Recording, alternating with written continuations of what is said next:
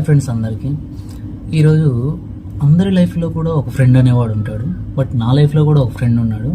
ఆ ఫ్రెండ్ గురించి ఒక స్టోరీ విధంగా చెప్తాను. వీడియోని ఎక్కడ స్కిప్ చేయకుండా ఎండ్ వరకు చూడండి. 2019లో ఆగస్టులో జస్ట్ కాలేజీలో ఎంటర్ అయ్యాం.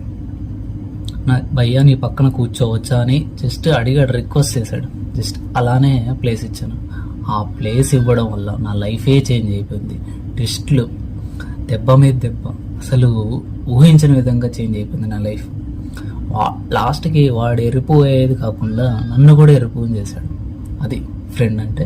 బట్ లాస్ట్కి వచ్చేసరికి నాకు ప్రతి ఒక్క దాంట్లో హెల్ప్ చేశాడు. నా హ్యాపీనెస్ పంచుకున్నాడు, నా బాధల్లో తీర్చాడు, మనీ విషయంలో కానీ ప్రతి ఒక్క దాంట్లో కూడా సపోర్ట్ చేశాడు.